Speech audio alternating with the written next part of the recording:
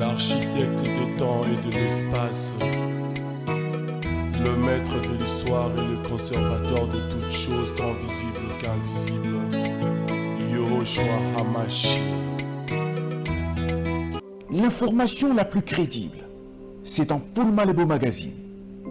Paul Malebo Magazine fait un zoom sur les sénateurs Sangouma Moussaï, l'homme aux actions concrètes. On y trouve aussi l'édito de Patrice Bohoto, flashback d'un homme d'exception sur l'année 2022. Paul Malebo Magazine, c'est aussi ces visages bien connus du Grand Équateur. Ils sont incontournables en 2023. Poignée de main riche en signification entre Félix Tshisekedi et Sangouma Moussaï, la rencontre du sénateur avec des parlementaires belges, c'est dans Paul Malebo Magazine. Paul Malebo Magazine fait la découverte de la cité intelligente des Maluku. Une cité avec des maisons intelligentes solaires à vendre de 45 000 $ à 85 000 $ avec possibilité de payer à crédit pendant 3 à 5 ans à travers les banques locales. Connaître la cité intelligente avec des villas de 100 mètres carrés pour des parcelles. Bien, merci. Nabaïbanso, Bozui Libaku, Yakulanga Biso, à travers Etandoke Abino. Merci que vous appelez vendre à la calme, fidèle à l'émission Tokani Samboka, Bozawana, pour la Kulanga Biso, Boeba Maini, pourquoi il y a les lots. Merci. Nabaïbanso, basé dans 145 territoires au Congo démocratique. Mokonzamboka na bolunga mboka ndengazali pour le baratango nyonso nanya koki kolinga Congo.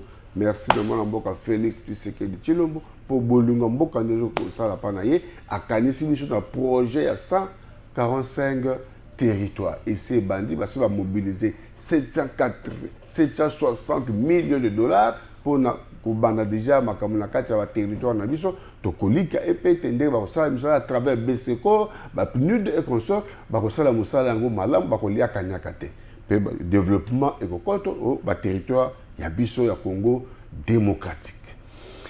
Merci na baibanso bazali kuna na diaspora mingi penza na mboka ya France MK Meta Kabung MK. Merci na mama na Bijou kuna na mboka ya Paris. Merci na Papa Mbera kuna na Anvers, Lambert Kitoko. Merci na Stred Kitoko na Paris. Merci na Adrien Moussoalou na Paris. Merci na Trésor Mwabi na France. Merci na Dodo Mujinga kuna na Canada. Pebino Baibanso Edi Bosange na Montréal. Boza belé na YouTube en direct na YouTube. Merci pour s'abonner pour nous faire plaisir. Merci. Yambo ya koma ba pa na biso ya poko ya lelo. Tu sabino ete Mama Lina. Mama Lina za bongo mwana poto aza mikolo na Kinshasa kuna na Matonge pe Mama Bijou Dongo kuna na Paris bango bakufaki papa na bango papa Bokume Paul Vincent de Paul. Papa Bokume et Sango akufaki bongo Mama Lina pe Mama Bijou baza ko pesa ba remerciement na bango na baibanso basungaki bango na tango bazwaki likama o papa tikaki bango. Balobi merci na bino banso baboyaki ko assister bango. Pe boy ba ite sango ya mawa. Raxis o so photo ya mwana sango ya mawa kuna epai ya ministre Adrien Bokele Djema. Yazali bongo ministre ya pêche pe élevage akufeli fille aînée na ye na kombo ya Gloria Bokele. Yazali bongo parsec secrétaire particulier ya papa na ye kuna na ministère ye akufaki atiki biso boye ba ete programme ya matanga ezali boye. Lelo déjà à partir de 19h bato baza déjà na maison Kofi kuna na côté à rond-point Sosimat pembeni ya hôpital médecin de nuit veiller monter ezali wana biso pe ba aussi cette mission de tokende kuna ko mona pe ko présenter ba condoléances na ministre Bokele Bongo, lobby samedi, à partir de 10h, recueillement, qu'on a la morgue, il y a 5 conteneurs, puis juste après, enterrement dans nécropole entre terre et ciel. Voilà, programme, il y a moi, Gloria, Bokele, le Lengona, vraiment, il s'est passé mingi, pour faire moi, il y a Liboso, fille née à papa, vraiment, il a passé mingi, Zambé. Oya salaki biso, oya salaki te yona tous les Congolais, à Simba Motema, papa Adrien Bokele, un vrai combattant, un vrai révolutionnaire. A joué passé pour faire le monde en à moi, c'est à Liboso. Tout tombe lui, va continuer et belé, papa Bokele, Zambé a bon doyo, à Simba Motema na yo, et Zanzela a biso basso, moi on a fait que précédé biso, biso de Torolanda et pas yakei, tikate molimo na ye, et pema na kimia. Nous na plateau, tous allons bongo na badeko babale, babesa kozala na biso, na gauche na ngai tous allons bongo na Ndeko Émile Bosangue, ya libongo éditeur délégué ya journal Alerte Plus. Ndeko Émile Bosangue, bonsoir. Bonsoir Ndeko journaliste. Boni. Kolela mpona yo. Na yeka kawa na susi ya bana kasavubu na mbela na bango. Tango kupesa maloba nyonso na kozongisela ngo. Merci beaucoup. Comment dire mon bana kasavu? Mon bana kasavu ba moni pasi ni na bawewa. Ne ba bifuna betambela na ba konja mboka ba ye. Très bien. Tozonga ye mon bana kasavu. Na ma droite tous allez bon na prophète Emmanuel. Prophète, bonsoir. Bonsoir mon frère journaliste. Na sepeli ko mona oli susu mukona lelo na esengo tozana ngo ya makambo ekosama na mboka ndenge batombole libiso lokumu ya prophète Simon Kimbangu. Très bien. Bien, merci. Beba été union sacrée de la nation. Oyo mokonza mboka yemoko tanga bomaki ma alliance na FCC basalaki bongo union sacrée de la nation basalaki bongo signature ya charte na bango pe signature esalemaki bongo mercredi le 5 avril.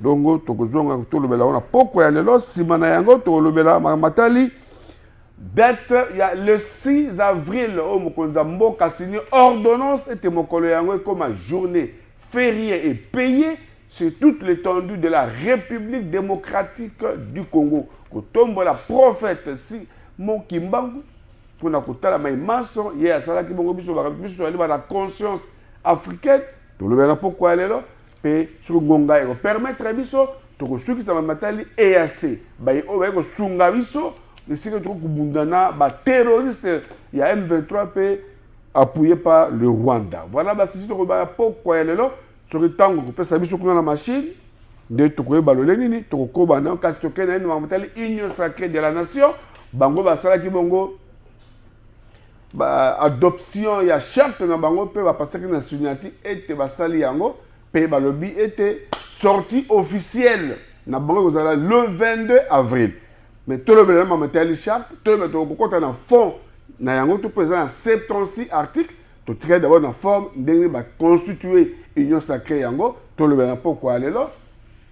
Bongo, Yamba Kolowana biso, tout le monde a la machine, Reaxis, Tchelabiso, Mwanamboka, Christophe, Mboso, Kodia, Ali Bongo na Présidium, pour l'union sacrée, la plateforme, dans le présidium, Bazabongo Mboso, Bahati, Jean-Pierre Bemba Gombo, Vital Kamere, Mwanamboka Sama Lukondo Michel, puis Bazabongo na UDPS, et le représenté dans le secrétaire général de Bango, Mwanamboka Augustin Kabouya. Bango Mutoba, Bazo constitué présidium, il y a Union sacrée de la nation.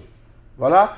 Bosso de Azoki Maloba pendant que vous avez mboka nini basangana ki wana na poko ya mercredi le 5. Allez, Raxis Kumba biso na Pullman Hotel. Le présidium de l'Union sacrée de la nation tient à saluer chaleureusement tous les chefs de parti qui ont accepté de rehausser de leur présence la cérémonie de ce jour.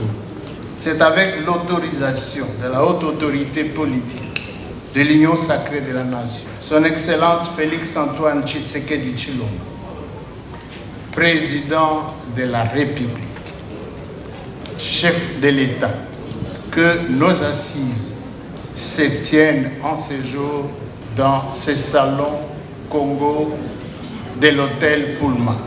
Ces présentes assises sont essentiellement consacrées à la présentation de la charte de l'Union sacrée, à son adoption par les membres du Présidium, par les chefs de partis politiques, conformément à l'article 72 de sa charte. Ensuite, il sera suivi la procédure de signature. Avant d'en arriver là, il s'avère nécessaire, dans de telles circonstances, de faire un rappel historique, notamment sur les leçons tirées des consultations nationales par Son Excellence Félix-Antoine Tshisekedi Tshilombo, président de la République, chef de l'État.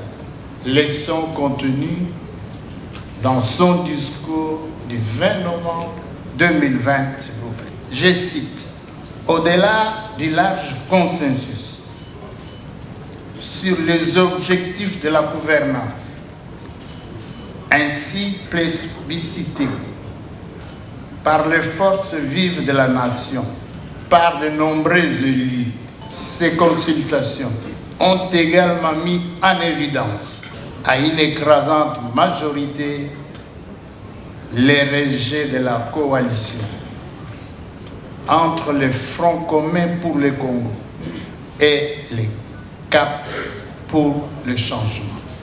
Cette triste conclusion intervient après 2 années d'efforts inlassables pour préserver l'essentiel au sein de la coalition.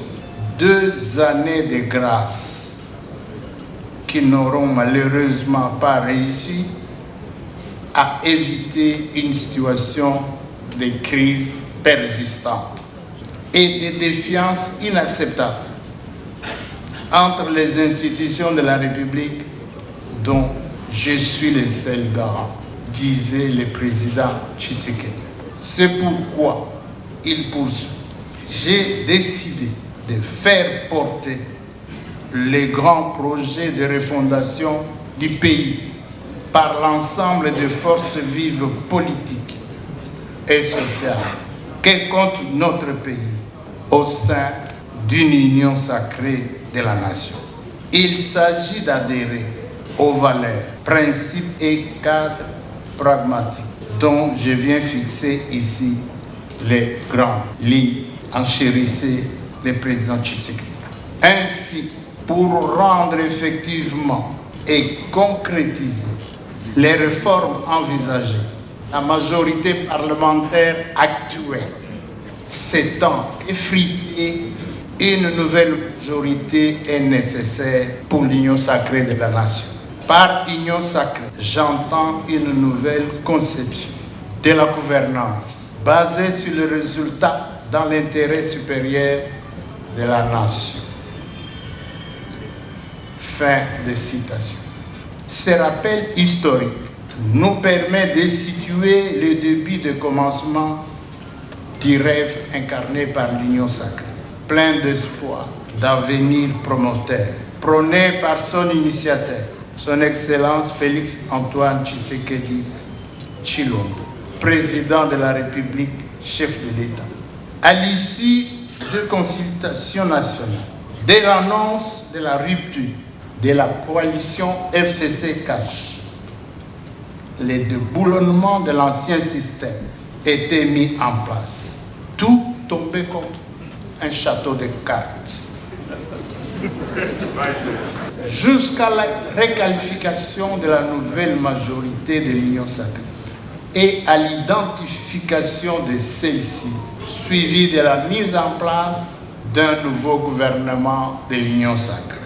Vous allez vous rappeler de tous ces événements. Tel est le raccourci du chemin parcouru pour arriver à la présentation, à l'adoption et à la signature de la charte de l'Union sacrée aujourd'hui. Merci Raxis. Bon, mon inenge mboso lobby. Alors, papa Emmanuel. Bon, eza malamu komona bango ndenge basangani hein, mais o eza motuya est-ce que eloko nini ya sika bakoya kolakisa biso yango? C'est ce qui est important. Parce que l'union sacrée, oui, mais est-ce que réellement, vraiment, la vision de l'union sacrée, ndenge mokonzi ya mboka asalaka mbela, est-ce que ya yango vraiment nde mutu eza ko salama to eza ka kesika o bato bakei po babombama comme bazana ba antécédent na ba peuple? C'est là où un peu eza ko sala penza moi et sengote. Mais ce qui est kokende na lolenge ya vision o mokonzi ya mboka pesa ki ke union sacrée et kozala biso malamu, je crois que makambo kokende liboso. Mais ce qui est kozala kaka comme un lieu purgatoire ou bien un lieu où bato bakenda ko se cacher et kozala biso penza pasi mingi na mawa parce que jusqu'à maintenant trop komona kaka les mêmes habitudes continuent. Est-ce que va comprendre solo penza likanisiango ya union sacrée? To s'appelle comment na bango ndenge basangani basali charte na bango. Oui, wana ce sont des clauses de contrat pour peut-être éviter d'autres choses liées na makambo mokobo. Mais quel est l'intérêt du pays dans tout ça? C'est ça qui est important de konanga journaliste. Parce que ça étonne. Bon, est-ce qu'intérêt penza à peuple ezomona na nakati wa? Intérêt à peuple ezali parce que mokonzi mboka za mbosa rappelaki bango olandi wana était papa Simon ça va consultation déjà que ça là plateforme il y a union sacrée de la nation, pour la nation, pour le peuple. Et on a le slogan pour la créneau le peuple d'abord. Tout ça d'abord peuple. Donc je vais Nassima protocole banayango ndeko Emile Bosangi yambo ya kolobela maimatali union sacrée de la nation soko zamani lo bakati bisa su na ndo mamata bana kasavubu. Yo comme le na bango ba lobi ni bana kasavubu. Ndeko journaliste merci na malobo pesingai bana kasavubu baza kolela. Balobi pesa mbela na yo et pas ministre provincial ya transport ba wewa kokata ko chalo kolotende ko journaliste comment la victoire wana na côté ya bank ba tondi meke tango tali ba biso utaka na elinge sawali yaka ba moto wana mkemke yaka to fengisa ba wewa wana okoleka te donc embouteillage comme ya loi OK côté ya station victoire wana oyo ezana mopanzi côté ya Western Union na babisi ya Wileri Zan o kota lokolote katinga mbom soit station sur sika wana kota dibaya wana o kota lokolote na éviter ba 500 francs basenga bango to mona bato tellement na machine wana apesi 500 francs na ya jumbo ngati na saki akati ma papier moko apesi bongo ba plaque bazwaka o fela mo parking bon we ba bolo wana na balabala oya minene to kota na kati ba kleba landa bango kuna mais komona victoire et commission de bana kasafu babina ngate lokole kale tando ki wana zoma malobo bise olela na biso population to ko kate to éviter l'état zate to le okuta pe ba policier bana mpanzi wana na ngambu ya côté ba biso ki ndaka zando le boulevard bango ko no woni cop akanyine wewa azuma 100,000 ba tena poche bazongi se oga wana donc comme cop donc tabi population comme abandonné.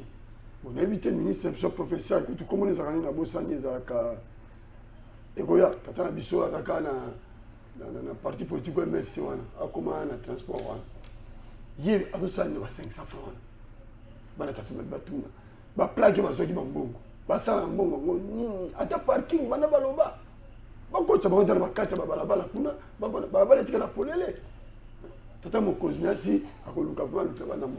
Merci Kalisi Mbela et Yokani bandeko ya gouvernement provincial ni premier ministre ya transport ba batali ministre intérieur botali kambo ya ba wewa no te ba parking vraiment et ça la embouteillage mbutu ne sika bango bazali ko te bazaka occuper ma espace monene na sika mituka bazali ko leka kamata ba wewa kamata bato ba ko makolo kamata mituka kamata ba trois pines eza poto bomeka ko réguler le kambo wana parce que au pesa biso kimia.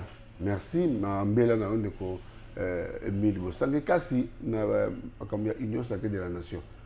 Ce soit le même personne tout le monde bango bazaka na mobutu bakumisaka mobutu bango bakumisi Kabila basu baba du kabila to le mieux na noté to tondio na noté ba commission na mwana mboka Félix est-ce que bon monter les ndenge ni pona yo ndeko journaliste ya moto solo ba batata na ngai wana bakokide nzala te beta biloko tata ezali kambo na nzala bamesala kozwa mbongo kokuba batie na poche bazwi base ebele ba 3e bureau 4e bureau 5e bureau akobenga DG boy DG nga na ministre fulani zwa mbongo na ketike pa 5e bureau na ngai ozio ndeko boye zwa kuna ke futra bana na classe di appartement na poto di carburant fele soda na sima akokite avandi chômeur na ndako etatali ñu sake kuna so ke il se pose ko ya mais na ndimite bakesela mboka bakesela mboka te tokei na Mobutu kaka bilongi wana pourtant kombo te po bayebani déjà tozaki na Pullman na tomoni kaka bilongi wana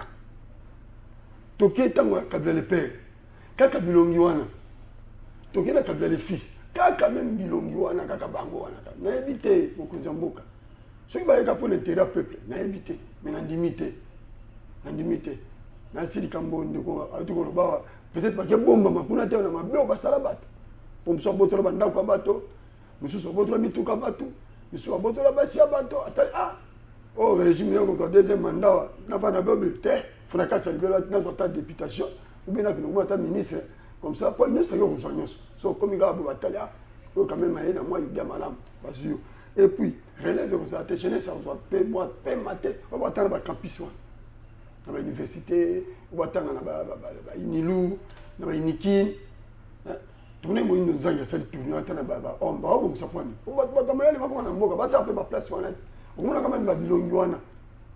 Très bien. Le même bilongi c'est pas kozonga mais pe bato basusu pe baza pe ya malamu bazali lokola ba Dédé Kodoro député national élu ya kuna na Nord Ubangi. Adrien Bokele élu ya Ndengese kuna na Kasai. Raxis kumbabiso na Pullman Hotel botandenge mwana mboka Dédé Kodoro asigné kuna compte ya parti na ye A2CN pe mwana mboka Adrien Bokele malgré matanga na bolingo mboka ayi ko signer charte ya union sacrée Raxis Pullman Hotel.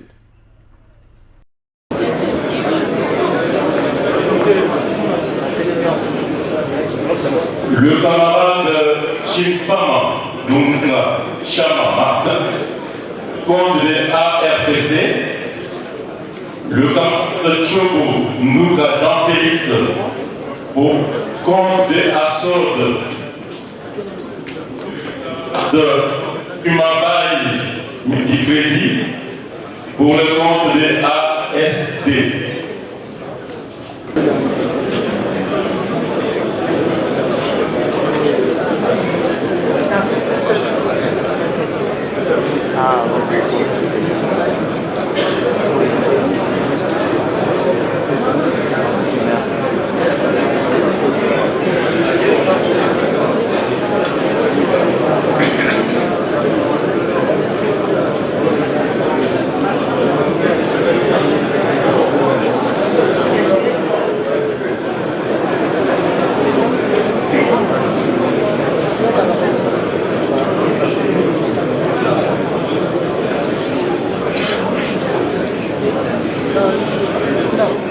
Le camarade Ngobila Maka Gentini pour le compte de ACP.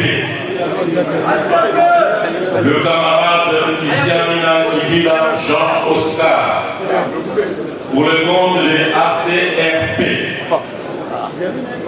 Le camarade Mbambi Oba Adrien pour le compte de ADENA. Le camarade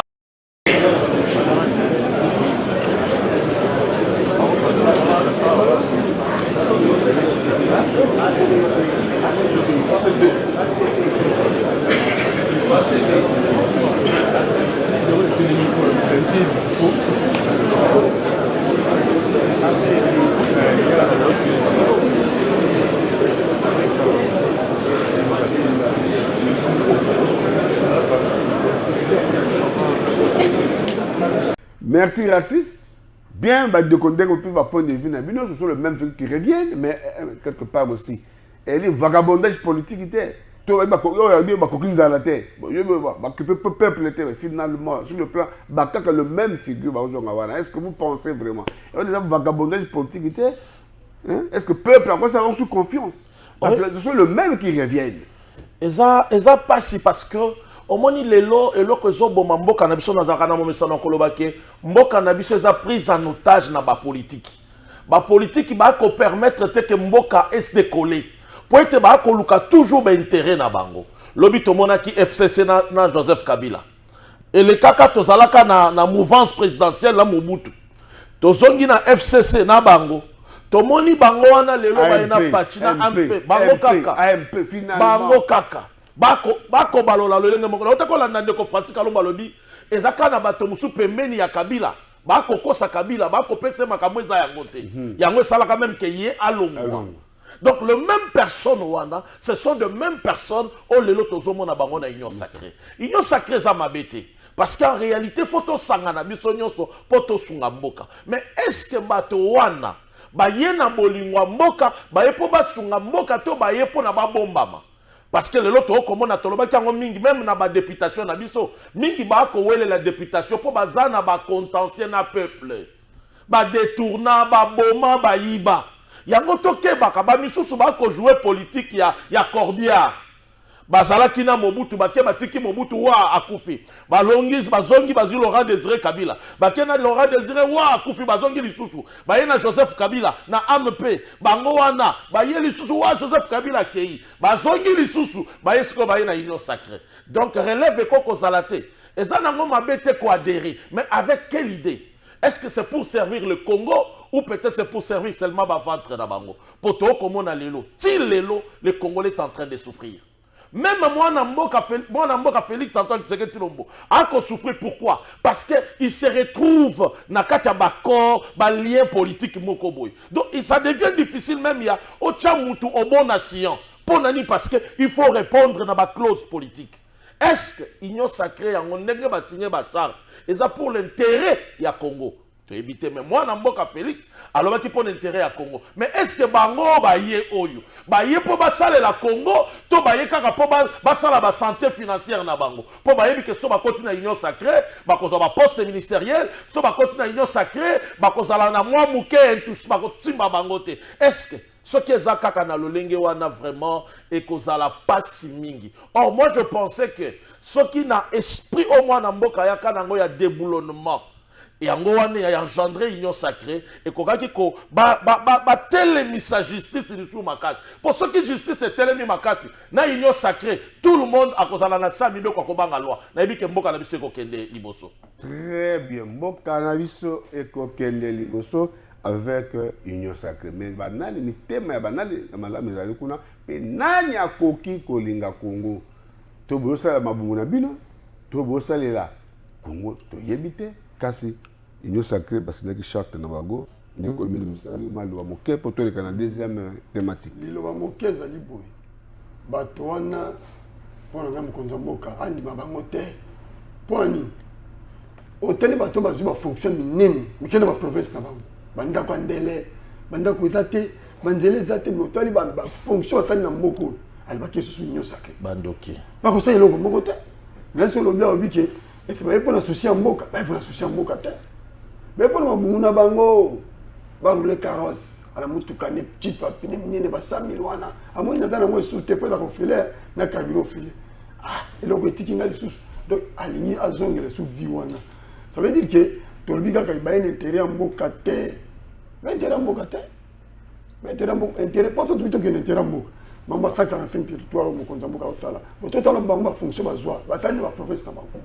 donc il n'était pas absolument ngai moko ne Équateur na mboka na ngai bato ba fonction balaboni ka banga bani bazonga lisusu pour que na mboka musute pour na komi kuna te na kona o nga na komi eloko ni bafali eloko te ba ko c'est ça mboka za kuna tende ko. Très bien, sur ce mboka ezalite wana Emile Bosani ndalobi ngai te kuna na mboka na basanguzu basa eloko te ah mais keba mwana mboka Sam Bokolombe kuna na basankusu il n'y a pas match bibundelinda osa ba biloko abi pardon akolobate mais misande salema to la sai bino biloko ni Sam Bokolombe asala basankusu azo réhabiliter l'école asala ba pont donc moyenté donc basankusu chose na député moko déjà sans Bokolombe ndeko journaliste basala kana bato sala ndete ay na mo pepe ya sika ya baki manda mobimba oyo asaka bisala ya peuple ya basankusu. Merci professeur Sambo Kolombe na misab nene ozeko sala pe o signer ki bongo charte ya union sacrée. Bien to beka sur le plan forme to compte na fonte déjà na forme et peut ça mutu quand la première phrase to côté lango émission goya na kati ya 76 article ya oza ko ça charte wana balobi na première phrase ya charte balobi na préambule nous membres des partis et regroupements politiques signataires de la présente charte et puis si ya mobulu bango balingi bongo te babite nous membres des partis bango babi faisala nous des présidents des partis politiques parce que on va signer chaque président il y a ba parti politique comment on ba membre des partis politiques donc et puis si ya mutu ngaite ba juriste ba bunda wana na kati pour na corriger to roya na forme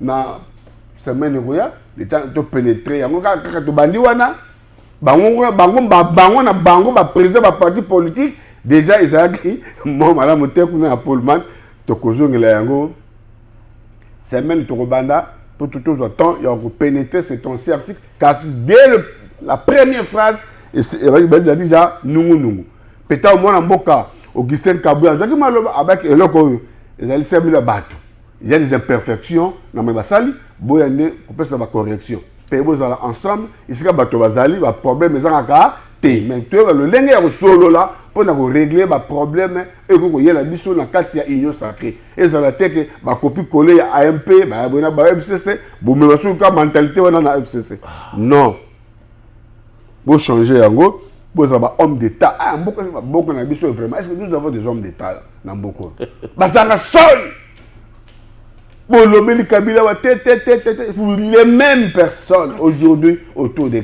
Tshisekedi. D'accord. Les hommes politiques congolais. Sol ya bino penza sol. Vous avez constance. Beaucoup quand la tête. Donc vous vivez au mamel politique. Il y a trésor public. On est au salaire, vous vivez un salaire na bino. Sol na bino ba politique congolais. Donc vous avez la tête comme un fond. Il y a charte tout décortiquer yango tout l'accéder ni bonjour cause à peuple na ça va parti politique mais il y a même des gens parce que oh, génération Kingad fondation Kingad allez les parti politique alors moi aussi je peux me dire parce que grâce à la SBL nanga c'est les 15 ans nous sommes 200 membres tous allés dans fondation Patrice Boto j'ai 400 membres dans 500 on 600 donc ça parti politique. Mais makambo eko sama na mboka yango alati asangani quelque part asali liboke na ye pona kaka nini aluka libumu na ye ebika mais est-ce que ba ko luka intérêt ya mboka c'est ça le problème donc baza ko luka intérêt ya mboka te ba ko luka intérêt mabumu na bango parce que si réellement ils avaient l'amour du pays mais mboka na biso décoller poto ko mona ba trahison ko sala makaka kaka na bango wana ba ye koto ba komisi lobi ba fini mais au juste qui jale le fossile na Congo il faut congolais to longwa na esprit appartenance que toza ba culte de personnalité il faut si là non on fait pas le ni malam on va partir au malam peuple congolais fungola misolo ba politique na biso ba ko kosaka biso na ba polo na ba 2000 francs na ba trala misa même ça le matin. Les députés ne sont pas dans le Parlement, ils sont sanctionnés par le monde. Merci à mon Konzamboka. La deuxième thématique qui a pourquoi elle est là. Désormais, le 6 avril est comme une journée fériée et payée sur toute l'étendue de la République démocratique du Congo. Pendant le combat, le prophète Simon Kimbagu Asalaki, Awa, na Congo, le sénateur, il y a sa prophétie. Était Moïndo comme Mondele, Mondele comme Moïndo, et Tikala, ça dit comme peuple congolais aveuglé.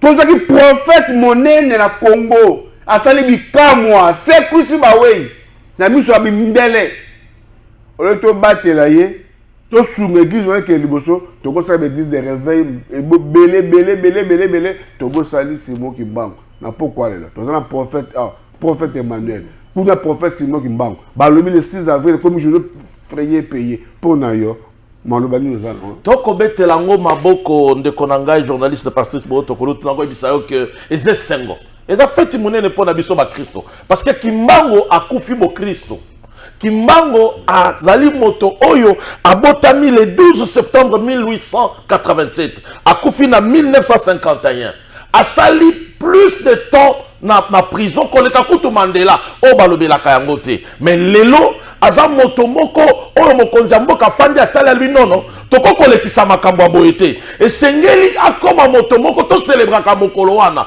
parce que yende moto ekolobela biso tina o etali ya indépendance ya moto moindo bato bazalaki ebele bazalaki na me bayebaki te pona mondele vocabulaire indépendance ezalaka na nègre te mais Kimbangu a vu révélation alobi moto moindo il faut azwa bonsomi na ye il faut moto moindo akoma libre akoma indépendant boyebaka yango ke moto moindo akodirige mokili tomona noir na biso onani Obama a dirigé États-Unis eza mokili mobimba il y a beaucoup de prophéties au Kimbangu aloba déjà eza malam ndenge basali ke les 6 to banda ko célébrer makambo oyo nzambe asalaki na Kimbangu alors oyo kozala so motu ye kozala babanda kotangisa biso ce que Kimbangu avait dit Kimbangu asukaki kaka na 5 prophéties il a fait beaucoup de choses Kimbangu a bouleversé Kimindele ba maladie Mindele bazomona incurable Kimbangu azo guérir ango batu bazo katsa braza batu bazo utangola par-ci par-là bazo kimana ba malade na l'hôpital ba kene vers Kimbangu pour recevoir guérison donc c'est quelqu'un qui a fait beaucoup de choses dans Zela na Molimo Mosanto alors yango moni ndeko nanga journaliste ngana lobaka il faut pas réformer système éducatif na biso parce que les Congolais doivent connaître son histoire. À travers son histoire, Congolais a koyeba ko se référer. À travers son histoire, Congolais a kozala na repère. Le loto kolobela l'indépendance, mais ba père ya indépendance toyebi bangote. Toyebi te makamoni ni Lumumba lobaka. Toyebi te o Kimbangu alobaka to kangika prophétie moko. Mais o Kimbangu apesa ba prophétie, alobela même pe na ba konzi o bakoya.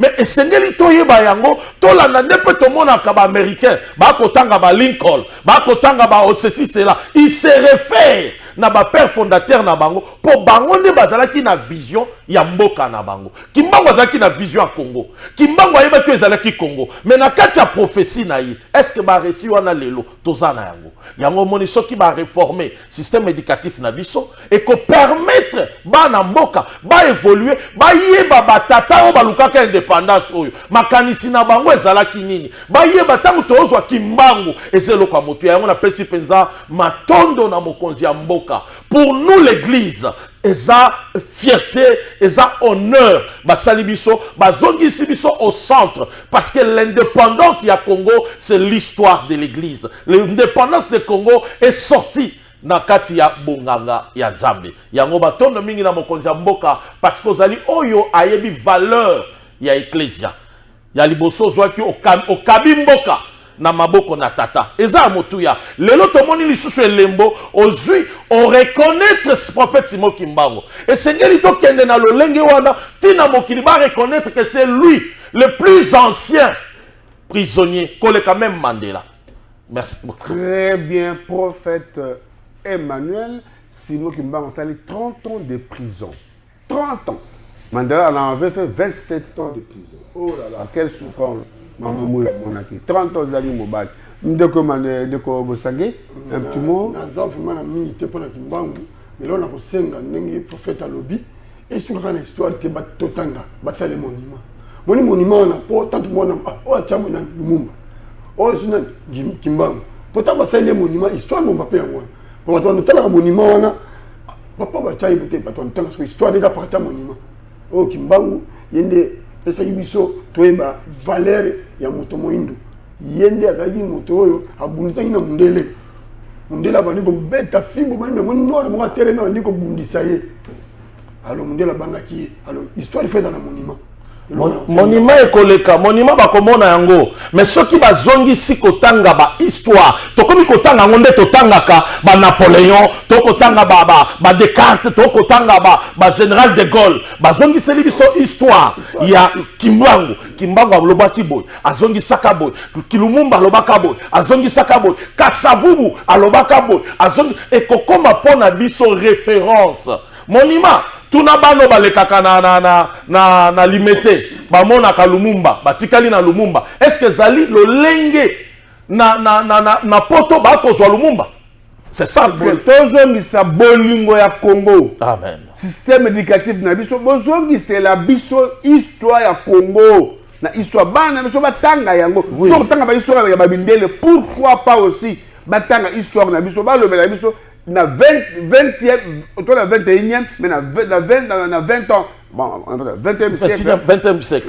On a parlé de Lumumba. Oui. On a parlé de Kimbangu. Mais est-ce que toi, on a quelle classe? Tu vois, c'est la histoire au Congo, qui était dans telle période, Kimbangu, qu'est-ce qu'il avait fait? Lumumba, qu'est-ce qu'il avait fait? Le rôle de Zekabila, c'est ça qui dit. Mobutu, c'est ça qui dit. Kassavou, c'est ça qui dit. Bonjour, c'est ça qui dit. Congo. C'est ça le patriotisme, quand tu as dans l'école maternelle, primaire. Histoire à Congo, c'est un monument, oui, monument. Il le mérite. Oui, oui. Beaucoup, c'est même héros. D'ailleurs, Bonzambé, si nous devons souffrir, tu as Bonzambé à Congolais. Nzamampungu. Nzakomba akote bango wapi to baka banzaba minoko mboka na biso na chuwa benga nini na chuluba vidi muko lele to yebi sute to komoka na ndaka biso kaka Jésus Christ au nom de Jésus, mais banzaba to benga kaka mboka na biso de notre histoire. Yesu aboyi na ye vidi mukulote waneza na ba appellation muto amemi biso na lisungi ya to sambela na monoko na biso eza malula. Mais il faut les approches. Quelle était l'approche de Lumumba? Quelle était l'approche de Kimbangu? Quand il voyait, parce que moi, quand sur les 9 frontières, Oyo, et bandi kaka lelote, et bandi bandakala. Kasavu bazaki omona ndengeni. Politique na ina ba voisin zaki ndengeni. Mobutu amona kanini parce que alobaka après ngai et cause à la délige. Les loto komona makambo. Lumumba lobi avec la balkanisation. Depuis Lumumba lobaki. Mobutu alobi Frank Fanon alobi que Afrique eza lokola munduki revolver dans la gâchette et ça na centre eza Congo lelo to komona. Mais il faut toyer ba approche toyer ba histoire, il faut ba réformer le système éducatif. Civisme ezo ya Congo na bakela très bien pasteur, très bien Mosangé TV Zalitango, on me fait signe que to komi ko chité biso na RDC to ko bundisa mana ba terroriste M23. Appuyé par le Rwanda. Toko ganga, mais finalement, mon condambo, quelque chose na EAC. Et donc, régional, tout ça, et de l'Afrique de l'Est. Mais nous sommes de l'Afrique centrale. Faudra-t-il tout contre la bloc Est, Austral, pour rester en Afrique centrale. Pendant que les pays, tous les bango, la organisation régionale, il y a EAC, ce sont des hypocrites. Vous partagez mon avis? Oui, na kokoloba, mais il faut qu'on ait un komoko. Na koluka kosunga mwana, abika na koluka kosunga mboka, mokonzi ya mboka yebaki que il y a des accords, il y a des articles na kati ya nini na bango ya EAC. Ba article wana et permetaka que moto bango na bango bakoko bundisa na te. Il s'est dit peut-être que ceux qui n'a adhéré kuna, le Rwanda va à kolongola loboko na ye. Or, les lois eza yango te to komona parce que bato wana baza franc na bisote. Moi je me dis, je ne pense pas que toko peut sa confiance na kati ya babiloko wana. To peut sa plus confiance na armée na biso, FARDC na biso. C'est là où quelque chose de bon est kobima. Très bien. Merci na baibanso bolandi biso ya poko ya lela boye que télévision za letango et belé a koyebi pesa bino basango ba réflexion kasi vous allez limiter na temps. Pour ne pas quoi l'autre, ceux qui wana, tous les qui mbango kuna na veiller morto ya mwana Gloria Bokele, o ya libongo fille aînée ya ministre Adrien Bokele Djema. Merci na baiban so bolandi biso, tokozonga poso koya l'émission bolanda yango lelo bozolanda yango na 21h lobby samedi na 11h30 pe na nzela ya YouTube na BP Télévision. Donc ça prophète, donc ça papa Émile Bossang pour continuer sujet ya EAC parce que tout le monde a une clarté, peut te temps il y a décortiquer charte ya union sacrée déjà dès le départ de la première phrase et puis c'est mutu alors ton compte toi badi balobi na kati kuna pour te sabino basango. Merci, bye. L'architecte des temps et de l'espace, le maître de l'histoire et le conservateur de toutes choses tant visibles qu'invisibles, Yahushua HaMashiach.